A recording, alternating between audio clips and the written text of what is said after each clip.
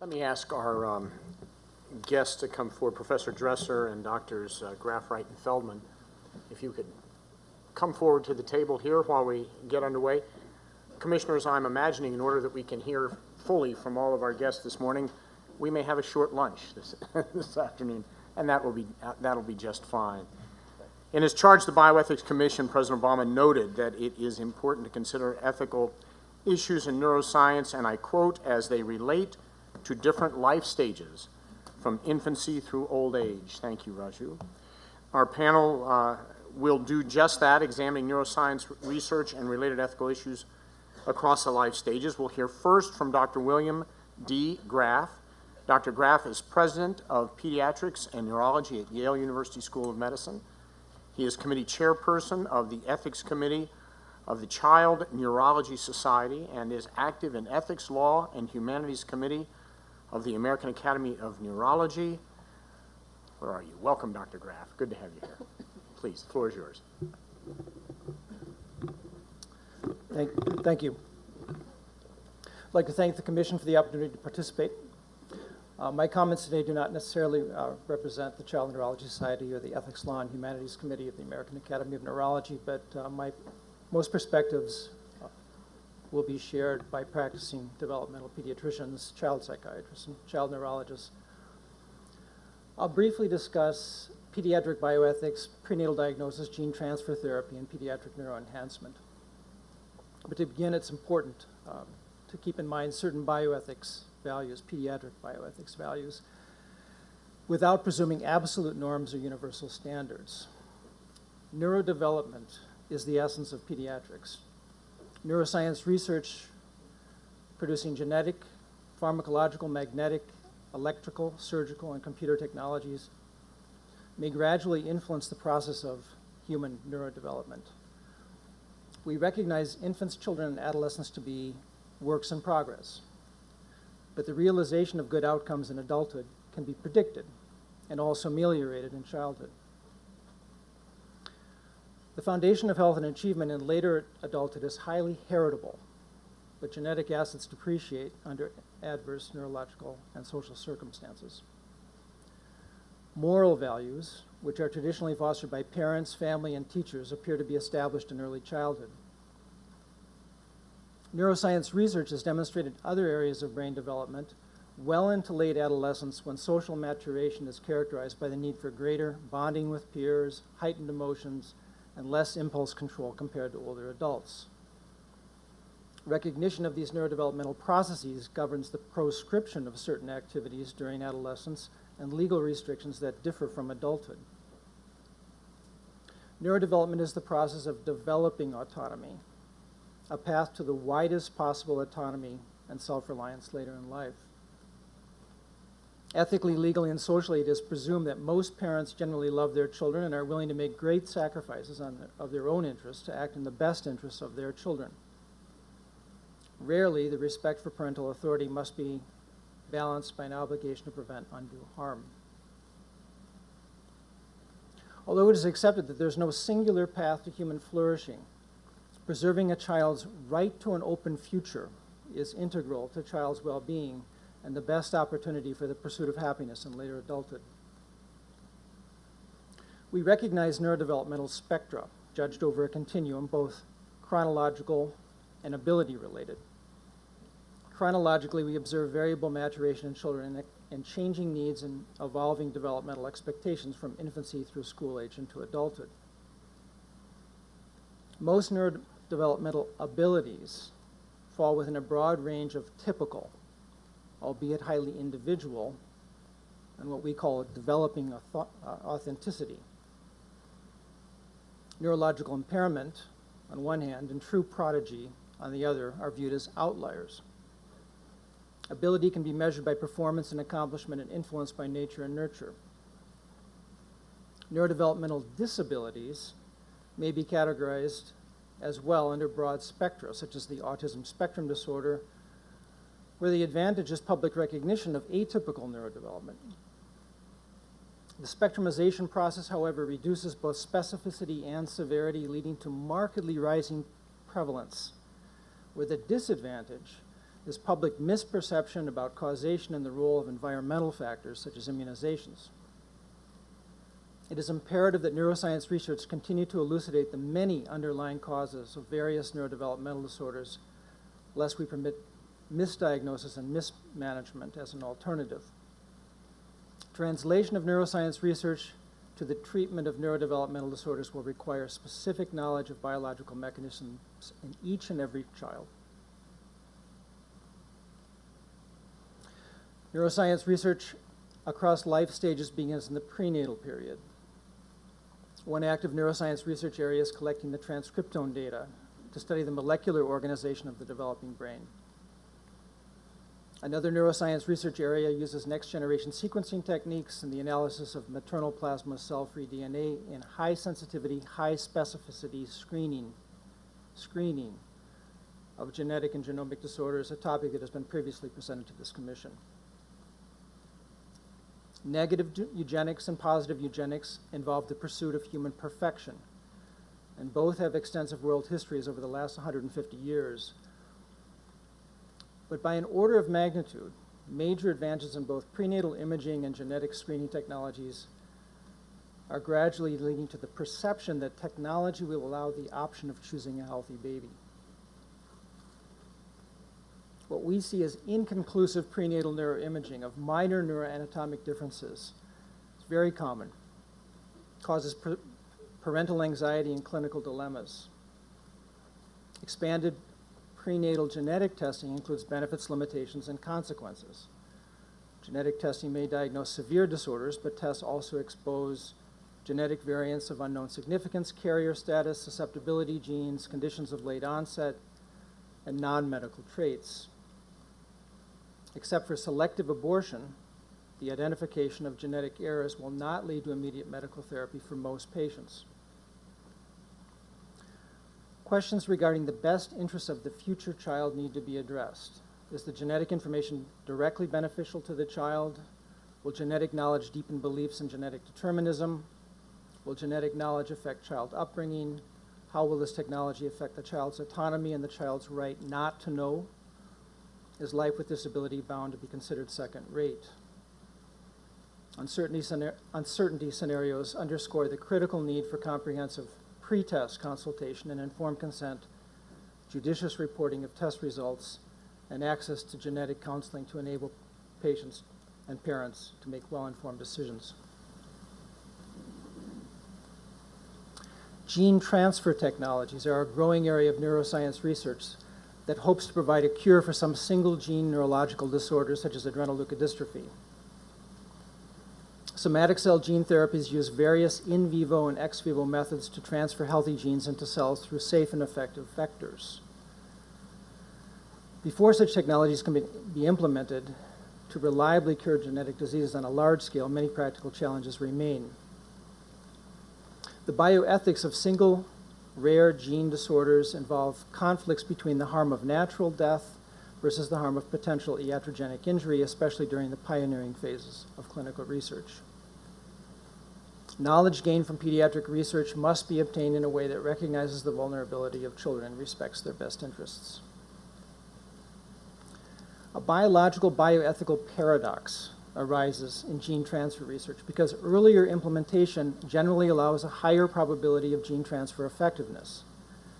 Even better transgene uptake should occur in early fetal development during increased cell mitosis, making the most suitable research candidates those who fully lack autonomy. Basic arguments in favor of pre-symptomatic somatic cell gene transfer include the potential to treat or prevent fatal diseases, providing the only hope for many families. Religious, scientific, and medical groups all agree in principle that somatic gene therapy is appropriate for humans.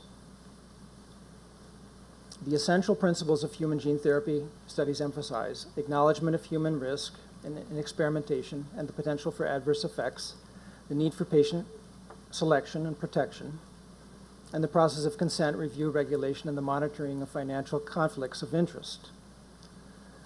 Much larger questions remain on the possibility of germline gene therapy and the moral rights of future people. The concept of informed consent stems from the core ethical values of individual autonomy. Third-party decision-making processes will always pose a threat to a child's rights to autonomy. Phase 1 studies are explicitly non-therapeutic experimentation in nature and may be ethically unacceptable because of the dangers of therapeutic misperception by desperate parents. Some gene transfer trials may now combine phase 1 and phase 2 trials traditionally used in assessing pharmaceuticals for both toxicity and efficacy, allowing some genuine therapeutic optimism for study participants. Children and adolescents are growing up in an ever faster paced world. The evolution of computerized technologies has resulted in faster processing speed, nanotechnologies, robotics, GPS, and the desire to multitask. Applications of these technologies disrupt some typical human activities and gradually influence the traditional neurodevelopmental process. For numerous and various reasons, we are observing increases in the prevalence of attention deficit disorder diagnoses and the use of ADHD medications, especially in the United States. For pediatric neuroenhancement, for example, the use of amphetamines in healthy children and adolescents, reasonable people may disagree about whether certain practices may be harmful or potentially helpful. However, the practice of pediatric neuroenhancement challenges the role of medicine in society. Pediatric bioethics calls for cautious reflection about how our conduct and actions can be justified in real-life medical decision-making. Physicians have an ethical obligation to resist overdiagnosis and over-medicalization and prevent the misuse of medication in children and adolescents. So in summary, neuroscience research gradually changes our understanding of the developing brain and proposes methods to treat genetic diseases or modify neurodevelopment in the future. We need ongoing ethical, legal, social, and neurodevelopmental reassessments of all pediatric neuroscience research. Thank you. Thank you, Dr. Graff. And we'll have comments after all of our presenters have presented. Next is Dr. David Wright from right here, as a matter of fact, at Emory University. He is Associate Professor of Emergency Medicine, Director of Emergency Neurosciences in the Department of Emergency Medicine here at Emory in the School of Medicine. He is the Principal Investigator of the Emory Hub for the Neurological Emergencies Treatment Trials Network and is Co-Principal Investigator of the Emory Hub for the new National Institutes of Health Stroke Network. He has done a great deal of research in the area of neuroprotectants. And I thank you, David, for joining us this morning. Thank you. First, I'd like to say that I'd like to sign up for the cognitive enhancement study that was mentioned earlier because I really need it. What I'd like to do is just give you a perspective from a principal investigator and emergency neuroscience researcher. I think given the last hour's talk that this will be fairly poignant and bring some of these issues that we have and challenges really to the table. What I do actually in emergency neuroscience is really where ethics hits the road. And it shows that regulatory ethics don't always inform practical ethics. And so that's the pretext from where I'm going, I have to do this, where I'm going to start. It wouldn't be an ethical talk unless I gave conflicts of interest. Inventor on a sideline assessment of concussion device, and I'm going to talk a little bit about a clinical trial where the product is licensed by BHR Pharma, and I'm listed as an inventor on that. So, welcome to my world. Emergency research is very challenging. There are a lot of things that are going on, a lot of moving parts, things that impact what we do, the urgency of the condition, the environmental factors, safety of the patient and the personnel who are responding, conflicting priorities, a multitude of providers and handlers, and often a lack of treatments and interventions. This is where time has never been so important. It matters. It's actually your enemy, and it really sets the stage for what we do. It is a moral imperative, however, that we find solutions and new treatments for patients who are, as you can see, completely incapacitated and cannot provide any type of consent. And the magnitude of the problem is actually quite immense. Let's just look at some of the numbers. We had over 130,000 visits to emergency departments in this country every year. That's a third of the U.S. population. Not all of these are emergencies, but it's very important to recognize 4 out of 10 of the top causes of death are related to neurologic issues in some form or fashion. If you look at cardiac arrest, for example, it's going to end in a neurologic issue ultimately, and we need to find new studies and things, new devices and new treatments, such as this one, that can improve the outcome of these patients before they become brain dead and are impaired. So, just in context, this is really where we operate. It is difficult to take care of these patients, but you want to put a research protocol in the middle of that. Welcome to it. It's very hard to do, and it is very challenging. These are just some of the issues that are related to that. These involve life and death situations.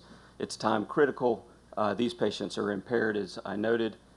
These are unanticipated events, and so most people don't plan for anything like this. Their relatives and legally authorized representatives are nowhere to be found, and if they are, it's fraught with trouble. So how can you really ethically do research in this arena? We do, and we keep these core principles in mind, which I'm sure you're all very familiar with. And we must do that because we have a sordid history in this country of doing ethical research, and federal agencies are not immune to this, as you can see. We are very close to Tuskegee, so this brings that to home. The elephant really in the room here, as has been mentioned many times previously, is the inability for us to protect autonomy and respect for persons in these scenarios. These patients are completely incapacitated for the most part, and when we get into doing research for the greater public good, it's a slippery slope, so we have to be very careful about this and keep the ethical principles of research in context. Some people would say that we shouldn't do research under these conditions. I hope I have just shown you that we really need to, and I beg to differ. Animals can inform us in proof of concept, but they cannot answer the questions that we need to answer in humans, and we must proceed to human research. Traumatic brain injury is an example of this. This is what I do specifically. It's been brought to light. It's a huge problem. The conflicts in Iraq and Afghanistan, and the media has caught on to it with our sports, but it's been causing significant problems for many years. In fact, the CDC, Thurman called it the silent epidemic prior to media catching on. Causes 52,000 deaths a year in this country and lots of morbidity. What is 52,000 deaths? I sort of gloss over when I think about epidemiology, but this puts it in perspective. It's 175 747s crashing every year. What would the FDA do if that was happening? We would shut the program down till we figured out what was wrong. Well, this is traumatic brain injury in this country. $76 billion spent every year on it. And unfortunately, our graveyards are full of our patients and also our clinical trials. And a lot of promising agents have been brought forward, but every single one of them have failed. So you can see while the animal models alone will not work because it doesn't necessarily translate. Where we are in traumatic brain injuries, we have no treatment. So yes, I do feel like Sisyphus here from Greek mythology, pushing the rock up the mountain only to watch it fall again every single time. But we are undaunted and continuing. There's a lot of great research going on. This is Don Stein, who noticed about 30 years ago, that's how long it takes, that his female animals were doing better than his male animals. Long story short, it found out that progesterone seemed to be very neuroprotective. In fact, there's now over 300 publications showing that it is neuroprotective in some form or fashion. So we launched the clinical trial, PROTECT 3, in 2009. The reason I tell you all this is to tell you an example of really how research ethics is very difficult. This is a hyperacute study. We had to get the drug in within 4 hours. These patients, by definition, are impaired. So we applied for and operated under exception for informed consent from the FDA. This is a critical tool for us in emergency research. We could not do what we do without it. It's very important for us. However, it is fraught with challenges. One of the things that we have to do is community consultation all across the United States, and it is very resource intensive and very difficult to actually do. And there's actually, even though large volumes of guidance, it's not always practical. We had 100,000 patients, or participants rather, in our community consultation and public disclosure events. But interestingly, none of the patients enrolled in the study or their family had ever heard of PROTECT. So the question is, talking about research on ethics, is this process really effective? I don't know the answer to that yet. We also had a typical consent pathway for proxy consent. I will tell you, under emergency conditions, proxy consent is also an incredible problem. We enrolled one patient whose gentleman that was with him swore he was his brother, and in fact, he was, but only his Harley brother. So we found out the next day after that consent was invalid and had to proceed forward. We also have family members who show up completely intoxicated and themselves impaired and cannot provide consent, or they're in the accident themselves and they cannot participate in that process. So why do we do all this? We do it because we care, sticking with sort of the lifespan the lifespan theme here. Yes, we want to improve longevity, but also productivity in our elderly life. So it's really important that we conduct this research. I'm not going to present this here. These are just sort of the take-home summary from some of the things that I feel that are important in this type of research. First, it's critical that we do it, but there are numerous challenges that need to be addressed as we move forward in emergency neurosciences research. And that's my presentation. David, thank you very much. Next is Howard Feldman.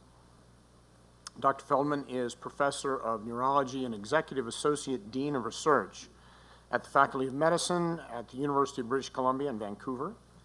He is the Clinical Director of the University of British Columbia Hospital Clinic for Alzheimer's disease and related disorders. Dr. Feldman is a Fellow of the Canadian Academy of Health Sciences and the American Academy of Neurology.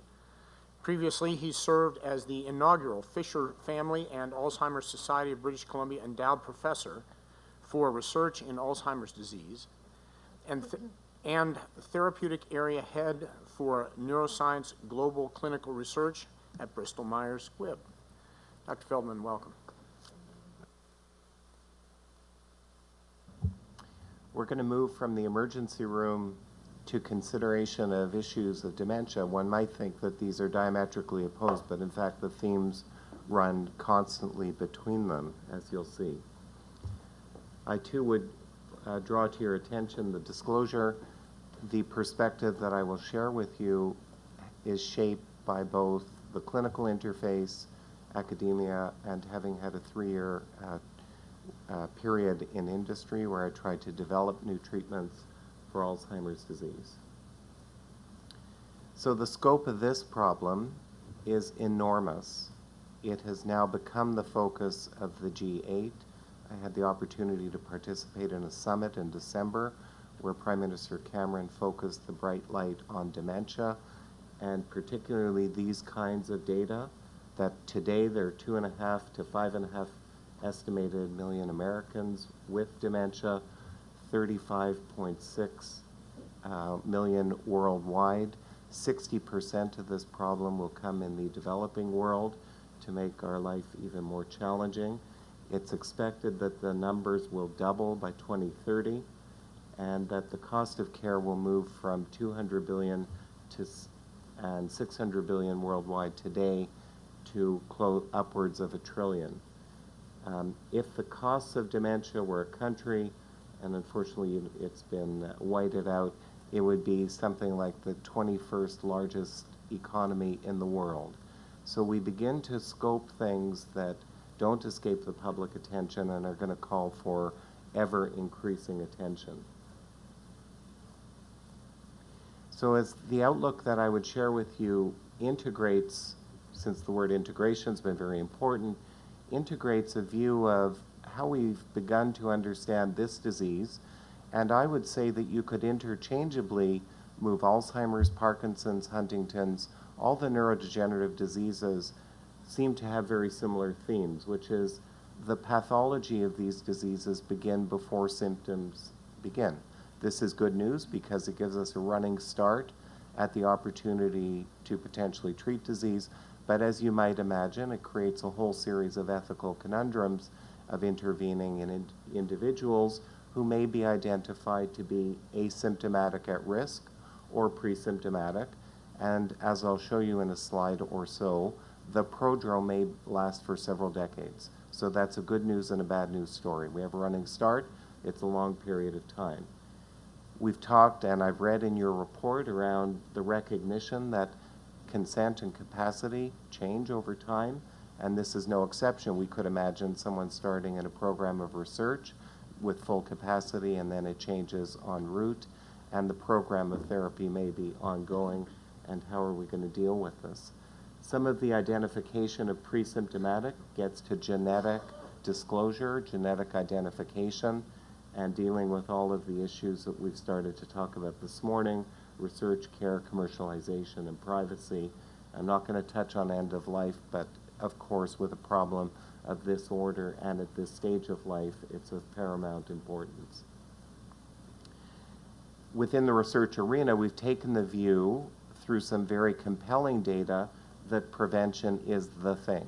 So if we could meaningfully alter the onset of this disease, that is to say, if we could delay this by 1 year, we would cut the prevalence by 10%. If we could delay it by 5 years, we would cut the prevalence by 50%. Now, I should add that that takes into account a timeline of 4 decades. But nevertheless, it is absolutely compelling from a public health perspective. This is the window of opportunity that you see in front of you. The yellow block represents the lifespan wherein individuals are acquiring various types of representations of the pathology of the disease, but are still cognitively normal. And it is also possible to make this a bit more complex, that people may die with the pathology of the disease but never express the symptoms. So it's not only inside the yellow block that we have this period perhaps of 1 or 2 decades, but we also have individuals with the pathology who don't eventually express symptoms, and that's troubling when one begins to look at preclinical interventions. So what are the considerations? Scientific validity. If we want to make an intervention in the preclinical space, how much scientific validity do we need? At the moment, we have no treatments that effectively work on the disease. They need to be developed.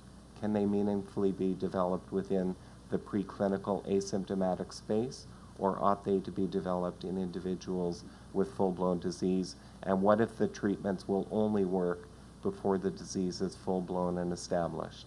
So it's a conundrum that we have to deal with.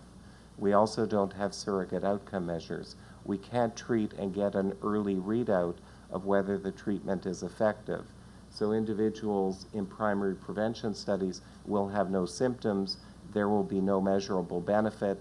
It may be decades before we know definitively whether this has helped, and our surrogate measures are not very accurate in terms of predicting whether there will be long-term clinical benefit. Having said this, you say, well, we're not ready for preclinical intervention trials, and yet presently we have NIH and other funded trials working on preclinical disease. So it's very important to recognize that in the sequence of things, we're doing things at a time when we lack full understanding of the implications. And it will be years for clinically meaningful effects, as mentioned. There will be risks of longer-term treatment, and I don't think we know what those are at the get-go. So as we begin to treat people, we have to think about a time course that will span decades. We have to mitigate therapeutic misconception. I am fearful when I'm in clinic that if I tell someone that they have the pathology of a disease when they're asymptomatic, they're only going to hear they have the pathology of the disease. They go home with the notion that they've got the disease. They forget the part about they may or may not get the disease.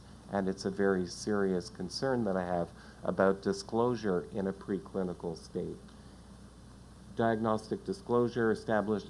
I think that we need, it's already been mentioned this morning, community viewpoint. I think this is an area where we really need a deeper understanding of what the ethical standards are to work in this space. We need to hear from the public. We need to evaluate how we're going to measure the benefit and risk, how we're going to handle incidental findings, and how we will understand the predictive risks, which at the moment are incomplete. We wrote a paper earlier this year outlining a framework where we could imagine that we begin to create a hierarchy. We look at biomarkers and we begin to look and balance the risk against the benefit. We think that this is the kind of framework that needs to be developed, but we also have this caution that we ought not to run before we have the framework in place. So we leave this as a position paper that we put out last year. So within the complexity of considerations, we can easily appreciate the public good that will be attached to the prevention of Alzheimer's disease. We see the threat to our well-being. The economists are posing very dire societal problems that will come without effective treatment. We have the risks of long-term preventive treatment without really understanding all the dimensions, without clear scientific validity, without the ability to read out symptomatic benefit, without clearly defined surrogate measures. And we have diagnostic disclosure, the way that that will be understood, the risks of harm, the risks of benefits that will come from that. Thank you. Thank you, Dr. Feldman. That much good thought for us to follow up on there. And finally, in this panel, we're going to hear from Professor Rebecca Dresser. She is the Daniel Noyes Kirby Professor of Law and Professor of Ethics in Medicine at WashU St. Louis. She's Vice Chair of the Hastings Center Fellows Council and an at-law columnist for the Hastings Center Report. In addition to authoring and editing numerous books, Professor Dresser has written numerous journal articles as well as commissioned papers for the National Academy of Sciences and National Bioethics Advisory Commission. In 2011, she was appointed to a 4-year term on the National Institutes of Health Recombinant DNA Advisory Committee and also was a member of our predecessor commission, the President's Council on Bioethics. Welcome. Thank you. It's Welcome back. great to be here and to be a speaker instead of one of you with all your responsibilities. So as I'm going to focus on the research ethics in all of these areas. And as John mentioned, this is a very tough area. There is a lack of consensus, very complicated policy situation. 2 presidential commissions, as well as numerous other groups, have reported and recommended limited impact. Many of the old issues are still unresolved, and the current research regulations don't address the topics that I will discuss. You also have to get into the weeds. There are many details.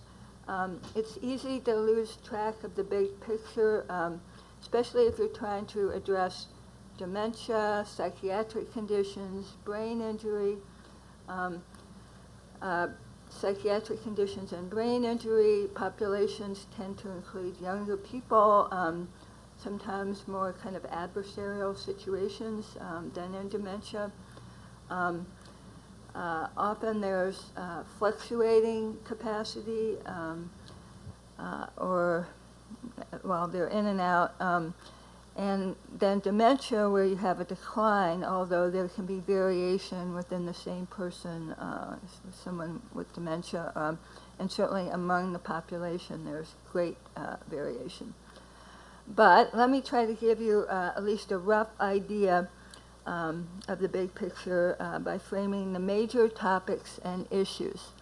So first, capacity to decide. We don't want to stereotype people based on a diagnosis. You have dementia, you must be incapacitated. You have depression, whatever.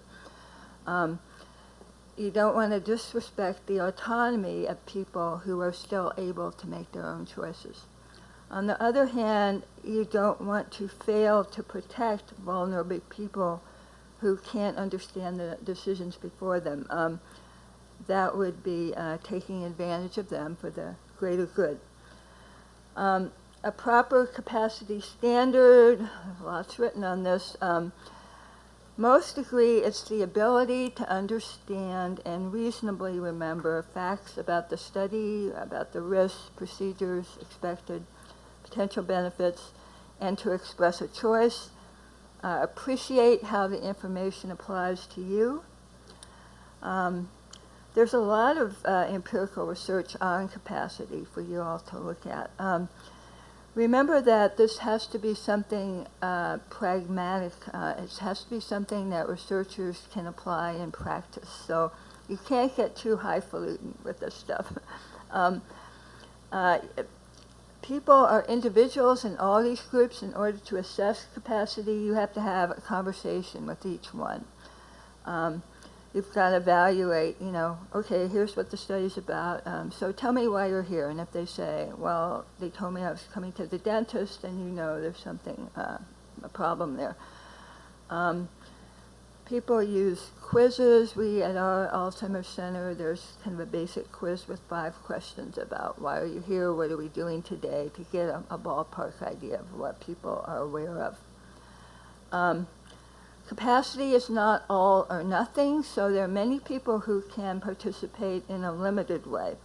In dementia research, it's very common to use dual or double consent. So you ask the person, is it okay if your spouse, son, daughter, even neighbor, friend, sits in and we talk about this together? And probably most of us thinking about research would benefit from this, but this is something that's really quite common in dementia research, and I think could be used more widely.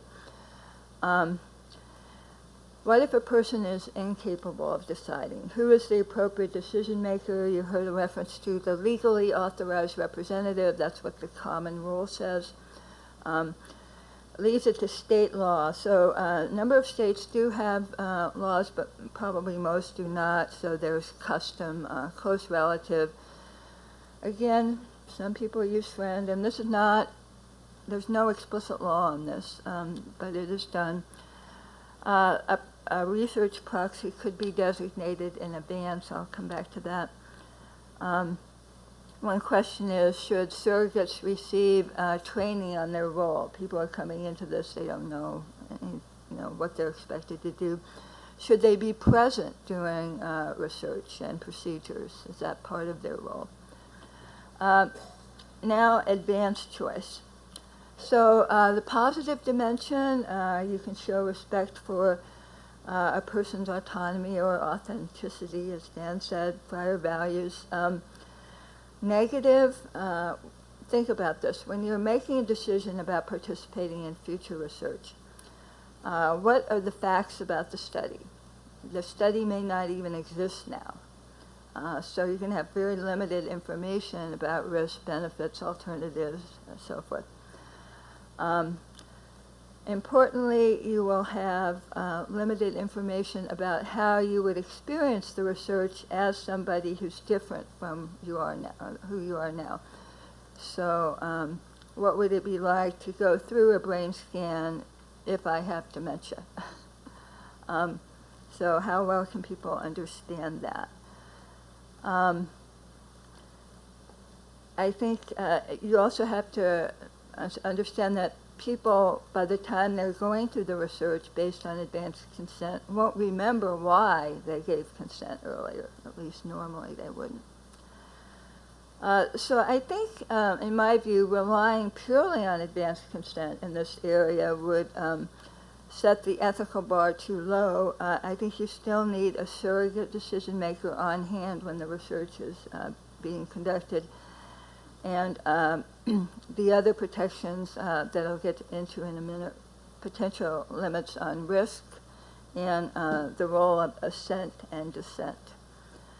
On the other hand, I think if you wanted to say, well, we require advanced consent, that would be setting the bar too high. Very few people are going to make these things. As was mentioned, most people don't make them for treatment, and that's something that people are much more aware of.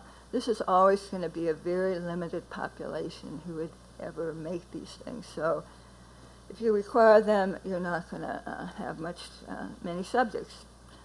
It's interesting, empirical data I've been looking at, surrogates tend to apply best interests over the person's past preferences.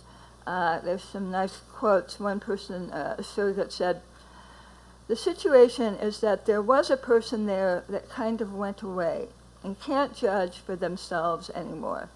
So you could either judge from their past self before they had Alzheimer's, or you could judge from their present selves. And mostly, I kind of center around their present self. So I think that whatever is making that person happy right now is what I should be centering my decisions on." Another one talked about her mother, who said before she might have agreed to research, but now she would not. "This is my mother with mild dementia, not the mother that didn't have it. If she wasn't already compromised, she might think, oh, this is, I'd like to help. But she just doesn't have that tolerance anymore."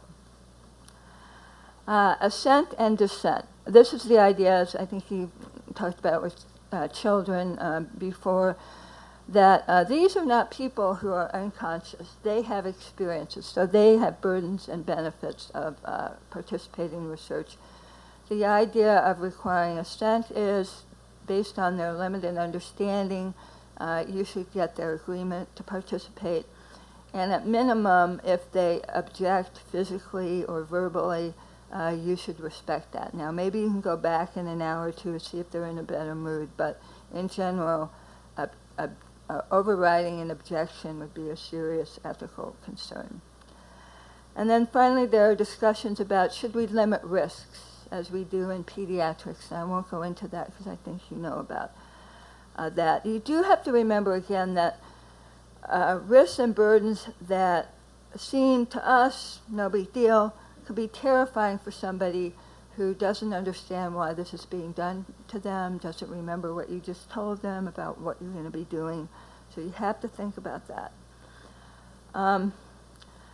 I really agree with this idea of community engagement. If you're talking about integration of ethics, including representatives of people in the planning of studies, I think can really help to produce ethical research. Thank you. Thank you, Professor Dresser. We're going to open the floor. But I would like to ask you, among the readings that we had was a piece by Scott Kim at the University of Michigan, who was trying to weave together these thoughts of authenticity and capacity and the ability to give, to assent to be a subject.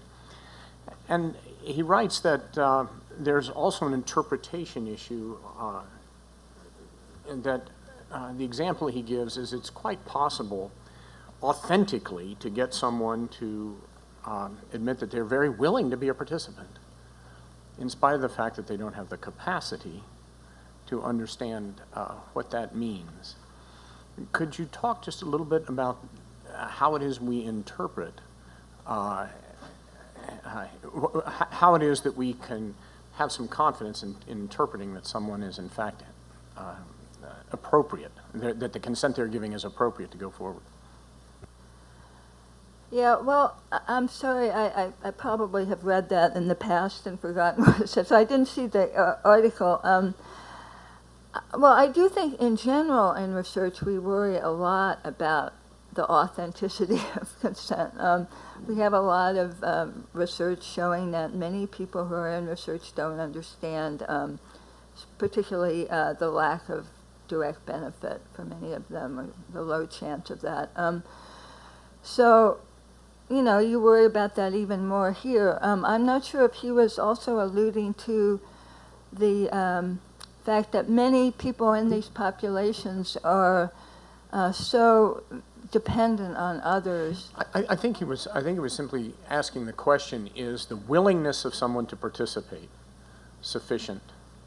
Yeah, so I was going to get to that. They're very susceptible to suggestion, pressure from people they count on to help with their care, from their doctors.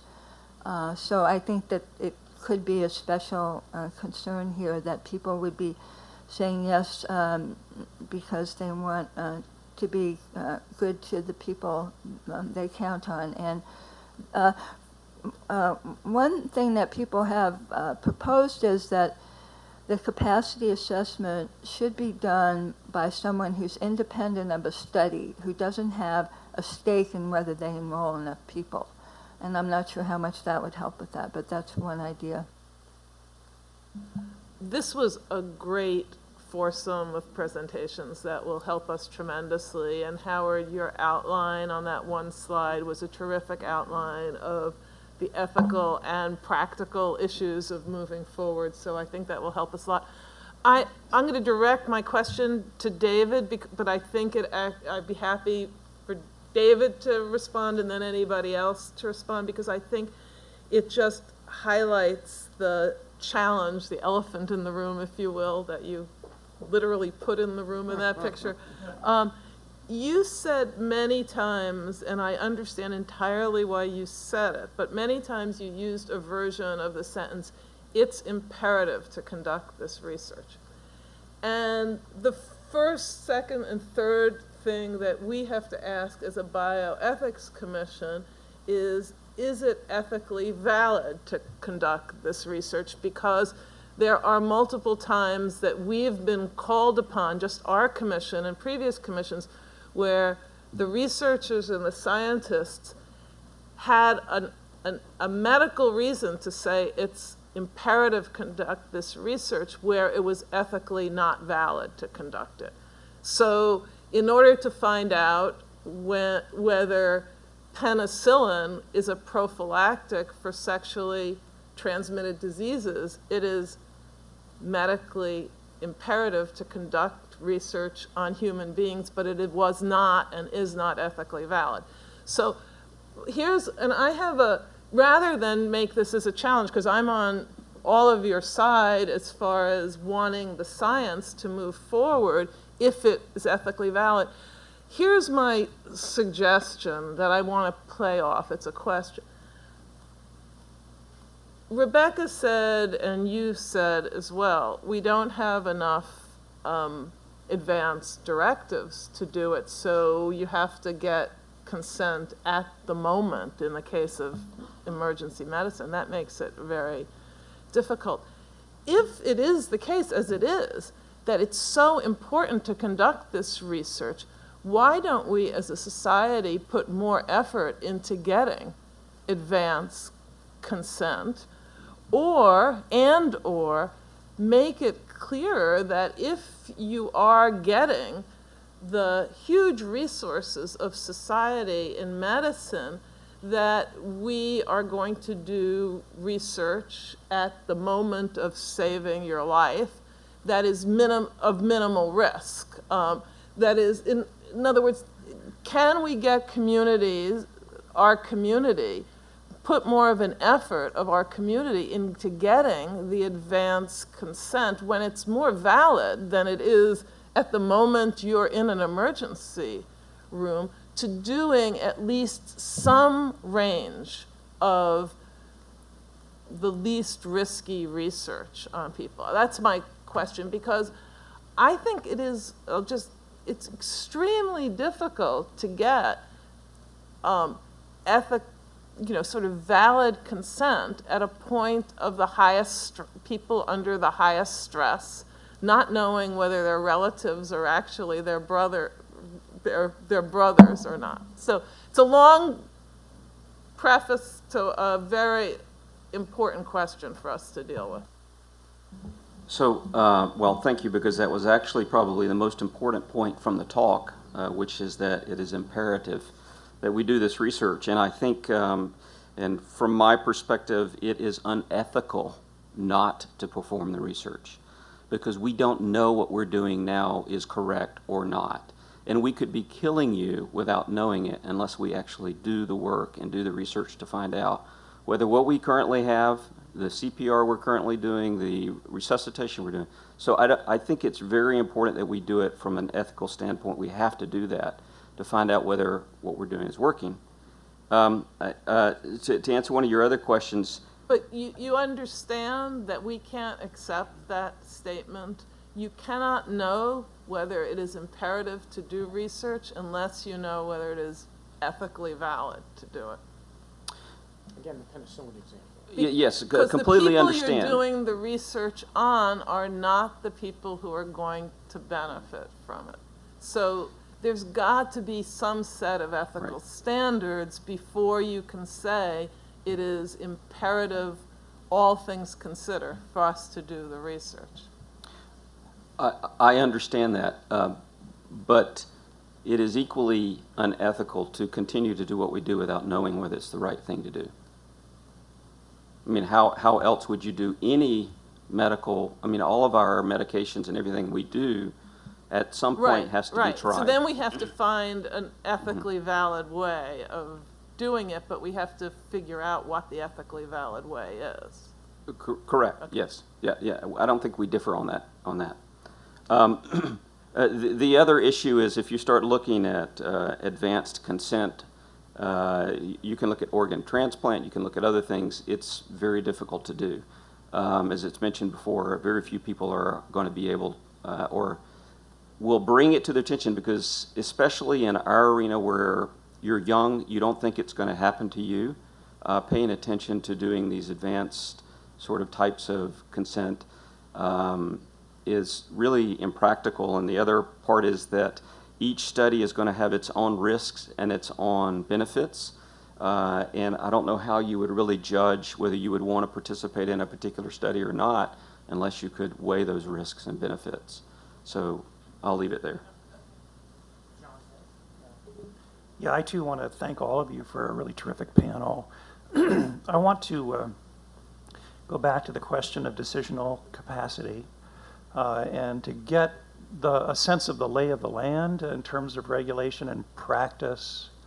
During my little report from our subcommittee, I mentioned the great difficulty that august bodies in this country have had in coming to grips with this issue.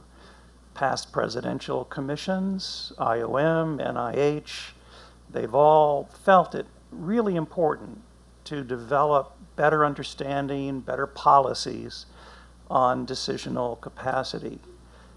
No action has been taken on any of their recommendations.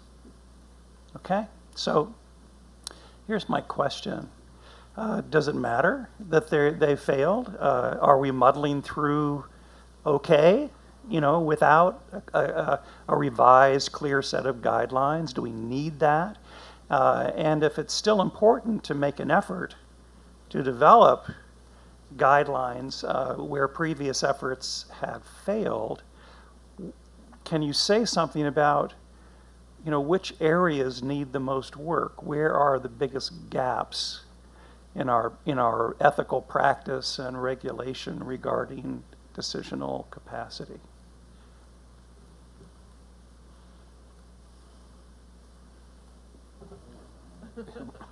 Rebecca?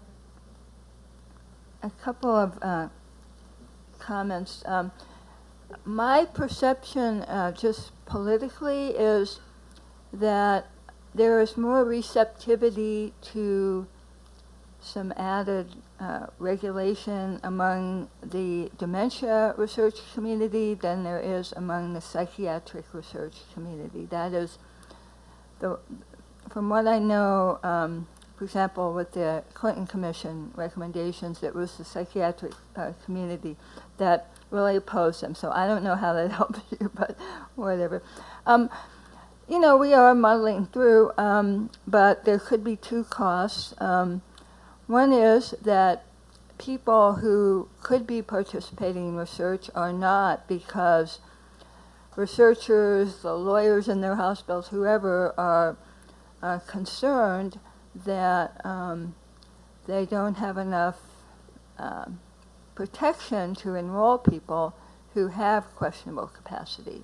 So there could be less research going on, and then the flip side, there could be a lot of research going on among people who have so given consent, but they've actually been incapable of giving consent. Yes, go ahead, Howard. I would just say that, I mean, in some ways, there's a call for a public dialogue that needs to be enhanced over where it stands today. And I think you're right. So the question of, should there be something on your driver's license, or should it be at that level of discourse where everyone is thinking through where they stand on this issue in advance? It's hard to be very specific. You know, there are a zillion things that you might have to cover. But I think that brain disorders are the thing that society fears the very most. It's more than anything else. And we shouldn't lose sight of that, which doesn't make it inappropriate to have a special, you know, we have organ transplantation, and it would not be inappropriate. Of course, I have a bias as a neuroscientist around that, but I think it's worth considering. I think in part in answer to this question as well, I think we're touching on parts of the public discourse. So in the examples that I've given you today, I think we're missing community input as an externally validating group that should be telling us how far away we are. It's not going to be perfect. The other thing that came up is, personally, I've had a struggle with our ethics review board. We have always taken the view when we enroll a patient with dementia in a trial that we have a dyad. It's not simply the person participating. There is someone else in the relationship. Our ethics board would not allow us to co-consent people. They said it removes the autonomy of the individual when you co-consent, therefore it has to be one or the other. And in a way it dissociated us from where our comfort was in relationship to our real understanding that at the end of the day, the dyad will go home together and live together and experience this thing together. So, All good points, and I think this community engagement conversation is an important takeaway. We've got Barbara, Nelson, Nita, Dan, and Chris. To get that done in 15 minutes is 3 each. So Barbara? I'll try to be fast. One of the threads going through has been the one that Jim raised about if you have somebody that's incapacitated, say with Alzheimer's right in the beginning, and the question of harm comes into it. And what I'm wondering is, in neuroscience, could there be something like in pediatrics with the minor over minimal risk kind of judgment of what the harm would be as a piece of the consideration in the whole consent process?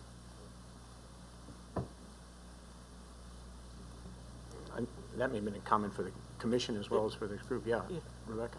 Well, that's been proposed, and there's a thorough discussion of that in the Clinton Commission report and recommendations you could look at. Yeah. Good. Nelson. So this is directed more at Rebecca. You asked the question during your remarks about whether or not training for surrogate decision makers was something that was reasonable.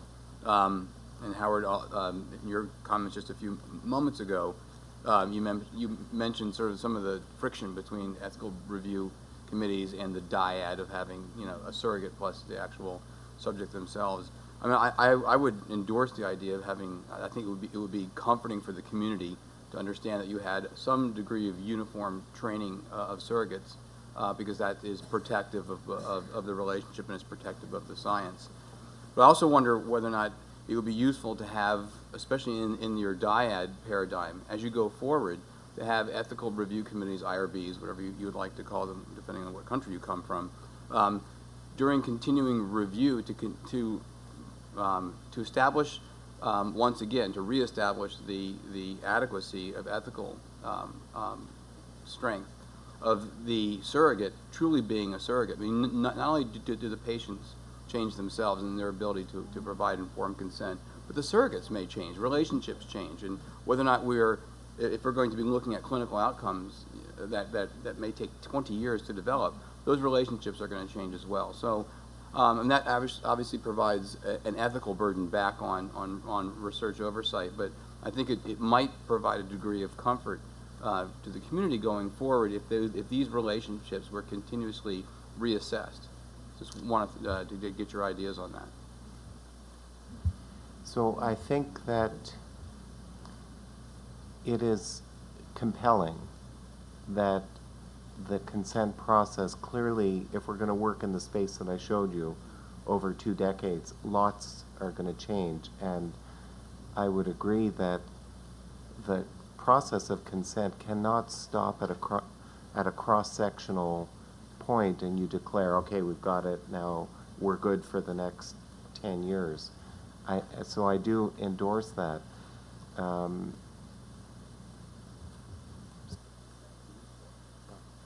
I think those are good points. I think it probably would have to be the research team every so often, does the assessment and reports it. I don't think the IRB itself could do that. Thank you. Nita? So I want to turn back to some of what Dr. Graff was speaking about, the pediatric diagnostic, cell-free fetal DNA testing.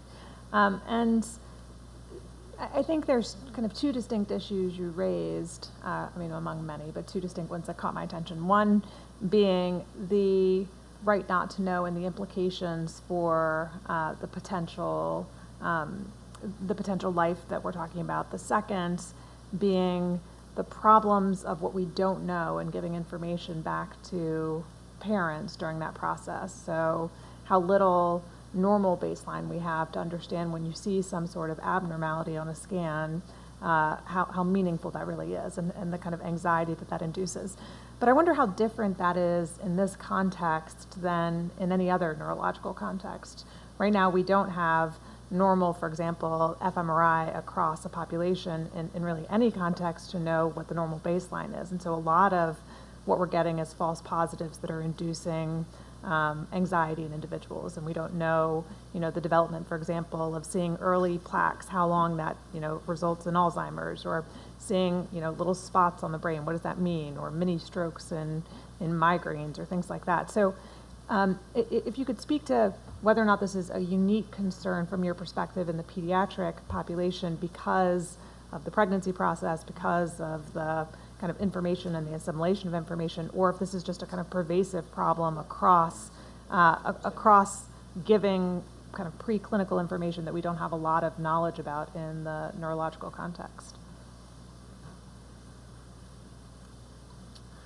Yeah, these are really good questions.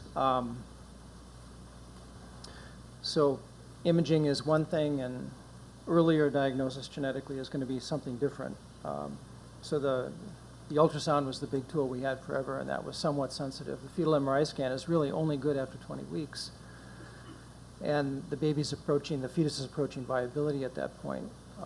It's more sensitive, and it's picking up much later, very minor anatomic details. And I've done multiple consults on women in tears about an expectation for a healthy fetus, and an imaging study picked up very, very minor anatomic details. And we followed those babies, and they've done just fine. And I've had many parents become very angry about the bad information they received, which made them consider a 3rd trimester termination. And obviously it's a sensitivity issue, so imaging is slightly different. What we anticipate with cell-free DNA, again, the emphasis there is between diagnostic, invasive, and screening, non-invasive. So this week in the hospital, we had a baby who I consulted on with Down syndrome, whose mother had cell-free DNA testing. So Which had come back with low risk?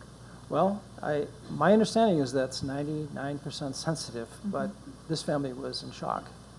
So again, there are limitations, both in terms of sensitivity, and people really need to understand the difference between screening and true diagnosis, and then you get into, with all of the data that you're going to get, and it's going to get to be much, much more picking up on all of these unknowns, not to mention incidental findings.